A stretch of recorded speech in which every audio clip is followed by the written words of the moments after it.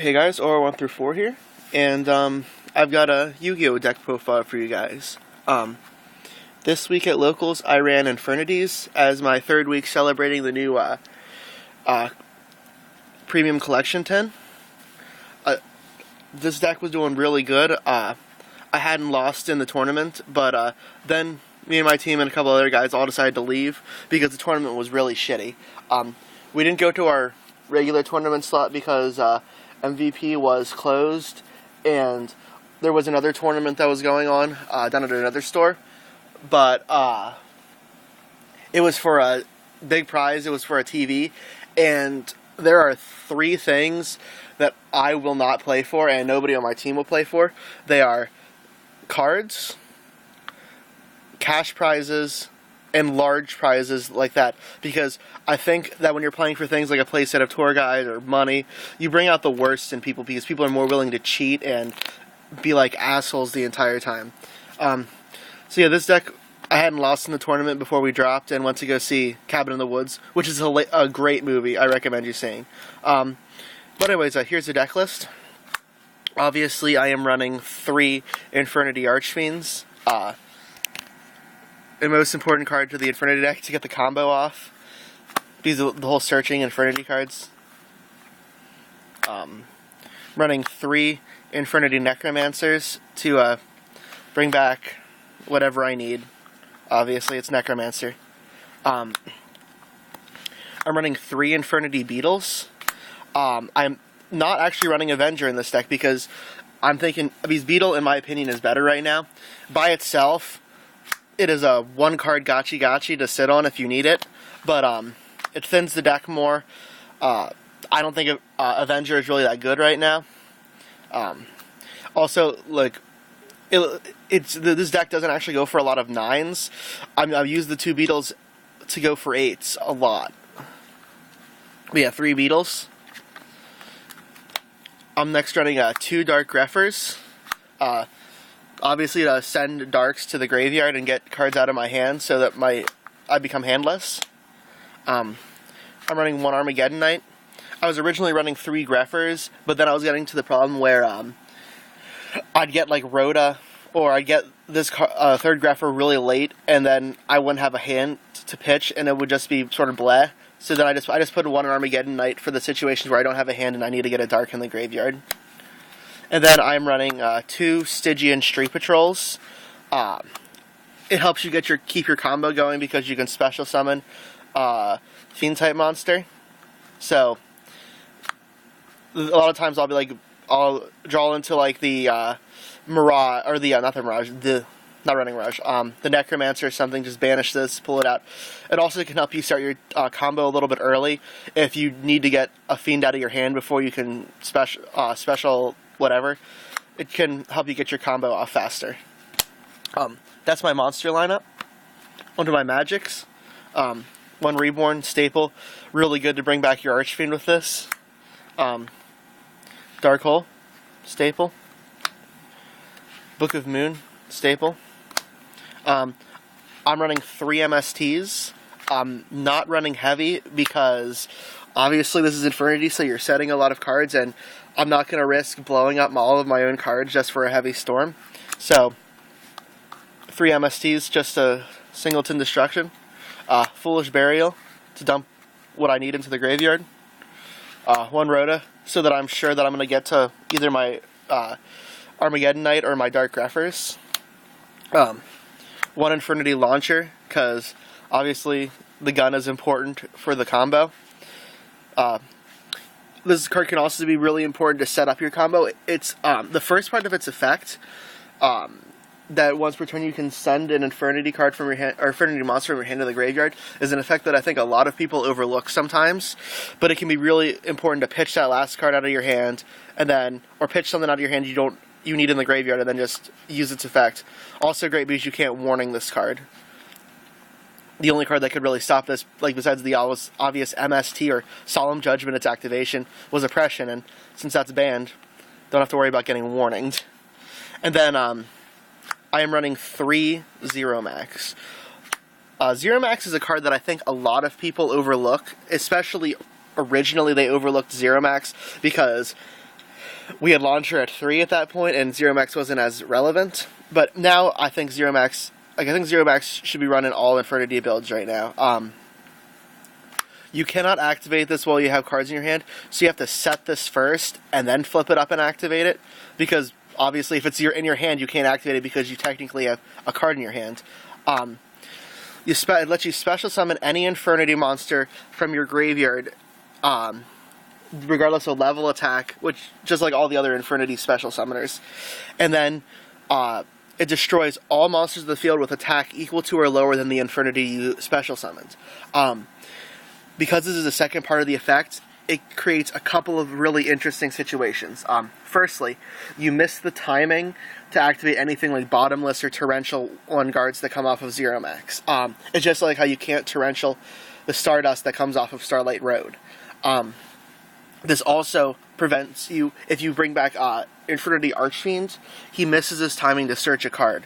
So you just gotta be you gotta be smart with your Zero Maxes, but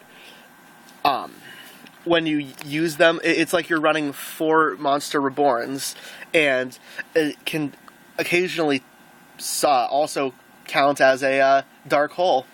Like, bringing back Infernity Doom Dragon, you pretty much wipe the field. And since it doesn't know if it's going to destroy anything, Stardust can't negate it. You can't Road, because the destruction of multiple cards happens at resolution of effect. It's a good card. You can't attack the turn you use Zero Max, so you just got to be smart about it. It's good to set up, and if sitting on like a Void Ogre Dragon isn't exactly bad. So yeah, 3 Zero Maxes. That's all of my magics onto my traps. I'm running double Torrential, obviously to clear the field. 2 Fiendish Chains. Since Infernities can't really run hand traps, because obviously you don't want to have a hand, the chains are really important for negating those problematic effects. I'm running 2 Warnings and a Judgment. Obviously it's the Solemn Brigade, it's really important. I'm running 1 Call of the Haunted to also assist in me bringing back my Infernity Archfiend so that the combo can get off easier. I'm running 1 Starlight Road because of all the cards I'm going to be setting. It's important to have Road, plus double Torrentials going around, Dark Hole, Heavy Storm, you know. It's the reason why you're running Road now. I'm running 2 Infernity Infernos.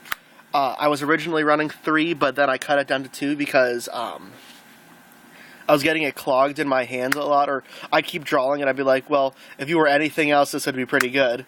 It's the fact that Infernity Inferno late game is really shitty. Early game, it's good, but yeah, late game, shitty. Running 2 Infernity Breaks, obviously for the singleton destruction, and since you can remove any Infernity card for Breaks effect, you can like remove Dead Infernos or the other Break or Barrier. It's good. And then I'm running 1 Infernity Barrier. I think this deck only really needs 1. Since I'm not running like obviously the Avenger or anything, the reason why. And I'm not running Mirage is because I'm ignoring the whole loop with the 100 Eyes thing, because I think that honestly is nowhere near as good as this. Like, I'm only running 1 barrier, I only have 1 barrier, I only wanted 1 barrier. If I wanted more barriers, I just would have bought them. But, like, it's just that, like, so you sit on Void Ogre Dragon and negate things, and then, like, if you have this, you sit it, or if you're searching for your Archfiend and you need something, you grab the barrier. And then you end on Infernity Doom Dragon instead of Void Ogre Dragon. But yeah. That's the main deck. The extra deck. I'm running 1 Gachi Gantetsu. Because the double Beetle into him is really a solid play. Running 1 Wind Up Zen Mines. Just to give me another rank 3 Xyz summon, and Zen Mines is the most defensive and, in my opinion, one of the best rank 3s, and it's so hard to get around right now. So, yeah, 1 Zen Mines. Running 1 Levier the Sea Dragon to help me get cards that are banished out of play. Helps me, like, if they crow or take out one of my Archfiends, I can just pull it back with this.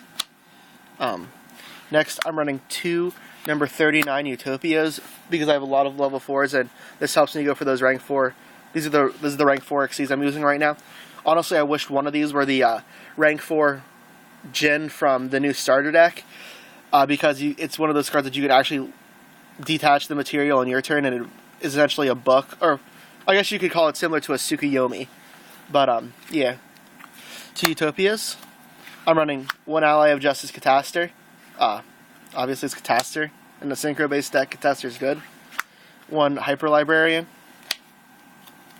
1 Orient Dragon, because it's a 6, and it's one of the better 6s. 1 Brio. 1 Gaia Knight, the Force of the Earth. Like 6s are a really important number in this deck, because it's you usually sync 4 with a beetle for whatever, and then you sync the other beetle with this for the the level 8 synchro you need. 1 Black Rose Dragon, just for those situations where you want to boom the field. 1 Stardust Dragon, good level 8 synchro, comes off of Road. You know, it's Stardust Dragon. 1 Infernity Doom Dragon. This is a level 8 Infernity, blows up cards that are problematic. It's a good card. 1 Void Ogre Dragon, which is like the new star of this deck. It's essentially Barrier on wheels, except it can't negate Effect Monster's Effect. Still a really good card. It's 3,000, 3,000. Like, if this was actually an Infernity card, I think this card would be even more devastating. And then 1 Mistworm, because it's the level 9. You can go for the level 9. It's just not important. Like, you rarely go for Mistworm. That's the extra deck. Onto the side deck. 1 Chimera Tech Fortress Dragon and 2 Cyber Dragons for those decks that, like, Cyber Dragon is really good against. I didn't really side at all because I didn't really feel the need to. So, yeah. 2 Raikos. Helps get cards in the graveyard. And if your opponent is being a dick and has, like, Shadow Imprisoning Mirror or something face up, you can just pop this. Or if they're doing something that's restricting one of your cards, get rid of it. 2 Raikos. Next, I'm siding 2 Snowman Eaters. Pretty much against Dino Rabbit.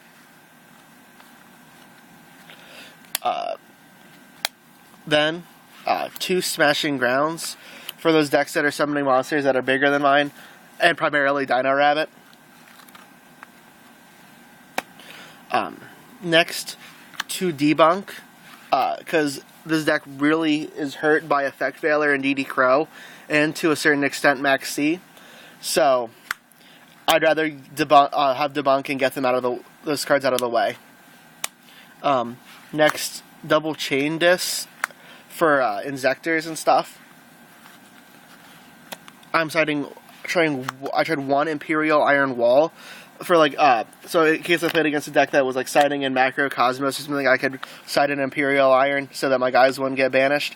And since I'm not really running anything, like all it would be is, like, I'd side out one of my street patrols or something for Imperial Iron Wall. Since I'm not running the Mirage or the 100 Eyes loop, I can get away with running Imperial Iron Wall.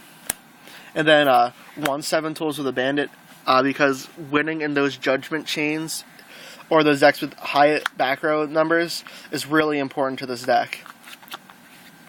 So that's the deck. Hope you guys like it. Tell me your opinion in the response section below if you want to. But anyways, yeah, this is Aura 1 through 4, signing out.